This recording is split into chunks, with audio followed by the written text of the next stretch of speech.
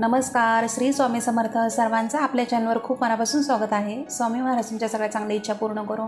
स्वामींच्या कृपेने तुमचा आजचा दिवस शुभ जावो ही स्वामीचरणी प्रार्थना करते मी आणि आपल्या आजच्या व्हिडिओला सुरुवात करते.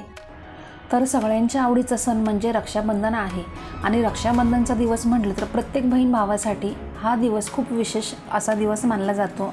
तर आजच्या व्हिडिओमध्ये दरवर्षीप्रमाणे यावर्षीसुद्धा रक्षाबंधनावर भद्राची छायाही असणार आहे. त्यामुळे आपल्या भावाला आपण राखी शुभ मुहूर्तावरच बांधायची आहे. तर शुभ मुहूर्त कोणता आहे आणि कोणता भद्रकाळ आहे, म्हणजे जो अशुभ काळ आपण म्हणतो, तर त्या काळामध्ये भावाला राखी अजिबात बांधायची नाही आहे. आणि यासोबतच भावाला राखी खरेदी करताना काही गोष्टींची काळजी घ्यायची आहे.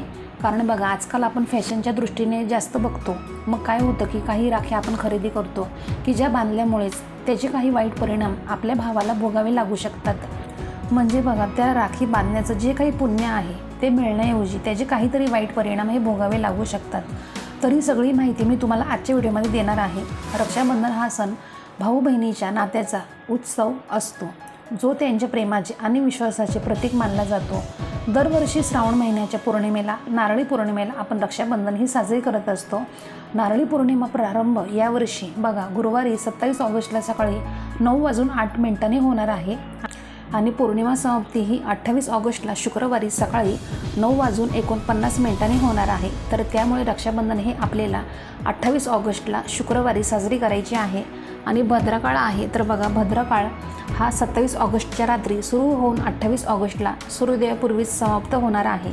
त्यामुळे यावर्षी रक्षाबंधनाचा जो काही दिवस आहे तर हा भद्रामुक्त असणार आहे. म्हणूनच 28 ऑगस्ट रोजी जमल्यास तुम्हाला सांगितलेल्या 3.5 तास शुभ मुहूर्तांपैकी राखी बांधायची आहे. तो मुहूर्त पुढे तुम्हाला मी सांगणारच आहे. तर यंदा 2026मध्ये बघा, रक्षाबंधनच्या दिवशी भद्रकाळाचा कोणताही अडथळा नसणार आहे या दिवशी. म्हणून आपण 28 ऑगस्ट रोजी कोणताही भद्रकाळ नसून संपूर्ण दिवस तुम्ही आपल्या भावाला राखी बांधू शकता.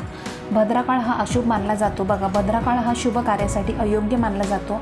त्यामागे एक पौराणिक कथा आहे. पण शनिदेवाची बहीण भद्रा हिचा स्वभाव रागीट आणि कठोर होता.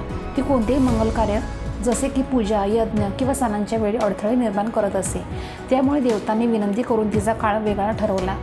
त्याला आपण भद्राकाळ म्हणून ओळखलं जात असतं. आजही असं मानलं जातं की भद्रा काळामध्ये कुठले पण शुभ कार्य करणं टाळलं पाहिजे, नाहीतर त्याचे वाईट परिणाम जे आहेत ते अनिष्ट परिणाम आपल्याला भोगावे लागतात. म्हणूनच बघा, रक्षाबंधनासारख्या शुभ दिवशी आपल्याला राखी बांधताना भद्रकाळ अवश्य याची आपण माहिती घ्यावी आणि म्हणजे लक्षात घेणे हे गरजेचंच आहे. कारण शुभ मुहूर्तावरच तुम्ही काही गोष्टी केल्या तर त्या गोष्टीचा संपूर्ण फळ जे असतं तर ते आपल्याला मिळत असतं. त्यामुळे आपण शुभ मुहूर्तावरच राखी ही भावाला बांधली पाहिजे.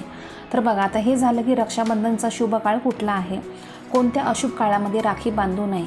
तर रक्षाबंधनामध्ये बघा, राखी बांधण्यासाठी सगळ्यात शुभ मुहूर्त जो आहे तर तो 28 ऑगस्टला शुक्रवारी सकाळी 5:57 पासून ते सकाळी 9:48 आहे. म्हणजे जवळपास सुमारे 3 तास 51 मिनिटांसाठी हा शुभ मुहूर्त असणार आहे.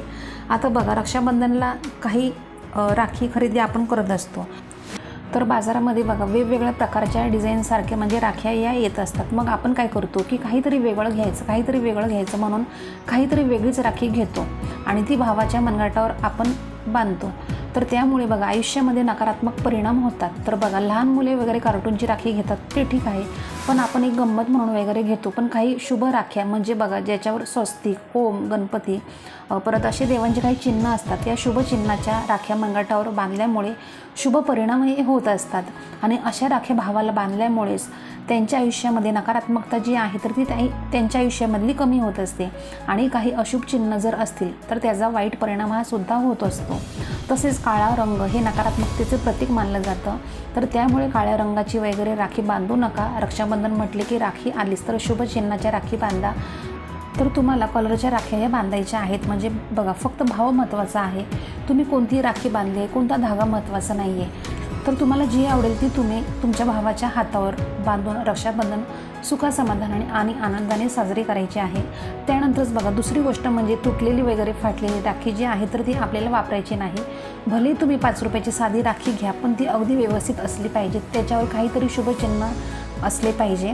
जशी आपल्याला राखी घ्यायची आहे, आजकाल बाजारामध्ये बघा चांदीची सुद्धा छोटीशी राखी येते. तुमच्या यथाशक्तीने तुम्हाला शक्य असेल तर तुम्ही चांदीची सुद्धा म्हणजे छोटीशी ओम वगैरे स्वस्तिकच असं प्रतीक असलेली राखी तुम्ही घेऊ शकता. जुनी राखी वगैरे पडलेली असेल घरामध्ये तर ती तुम्ही काढून टाका. त्यानंतर तुम्ही देवघरात किंवा आपल्या गाड्यांना वगैरे तुम्ही राखी बांधावी. मागच्या वर्षी ज्या काही राख्या असतील त्या तुम्ही सगळ्या काढून टाकायच्या आहेत. आणि छान आपण पौर्णिमा पण असते तर त्यामुळे तुम्ही छान गाड्या वगैरे धुवून त्यांना नवीन आपली छान गाड्यांची छोटीशी राखी बांधा. तर असं तुम्हाला करायचं आहे. बघा आजकाल काय होतं, फॅशनच्या नादामध्ये काही गोष्टी बघतच नाहीत, काही नियम असतात त्याचं आपण पालन करत नाही तर मग चुका होऊन जातात. तर या काही गोष्टी असतात बारीक सारीक, तर ते आपण नक्की बघाव्यात. तर बघा सगळ्यांना हा सण जो आहे तर त्याचा आपल्याला चांगला फळ हे घ्यायचं आहे आणि तसंच चांगलं पुण्यसुद्धा आपल्याला कमवून घ्यायचं आहे. उगाचच काहीतरी मग आपल्याकडनं चुका होऊन जातात, माहीत नसते आणि आपण काहीतरी वेगळ्या गोष्टी करायला लागतो आणि मग त्याचे नकारात्मक परिणाम आपल्या आयुष्यावर होतात. त्यामुळे नक्की राखी खरेदी करताना काही गोष्टींची काळजी घ्यायची आहे. व्यवस्थित साधी सोपी छान अशी राखी घ्या. त्यानंतर शुभ काळ पाळा. रक्षाबंधनासाठी भद्रकाळामध्ये शक्यतो राखी बांधणं जे आहे तर ते टाळलं गेलं पाहिजे. तर रक्षाबंधनाची ही अतिशय महत्त्वाची माहिती होती, मला तुमच्यापर्यंत पोचवायची होती. तर आता तुम्हाला समजलं असेल तर, आणि जरी तुमचे काही प्रश्न असेल, काही समस्या असेल तर आपल्या व्हिडिओच्या कमेंट बॉक्समध्ये कमेंट नक्की करा, मी रिप्लाय देईल. आणि आजचा व्हिडिओ तुम्हाला थोडा तरी आवडला असेल तर आपल्या व्हिडिओला लाईक करा, शेअर करा, जास्तीत जास्त सबस्क्राईब करा अजून केलं नसेल तर, आणि कमेंट करायला मात्र विसरू नका. एक कमेंट नक्की करा. तर आपण दररोज अशाच नवीन व्हिडिओमध्ये भेटत जाऊ. तर आजचा व्हिडिओ मी आपल्या स्वामी समर्थ महाराज यांनी रुजू करते आणि इथं सांगते धन्यवाद. श्री स्वामी समर्थ.